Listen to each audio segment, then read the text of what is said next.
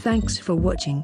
If this video was helpful to you, please remember to leave a like and subscribe to my channel to see more videos like this in the future.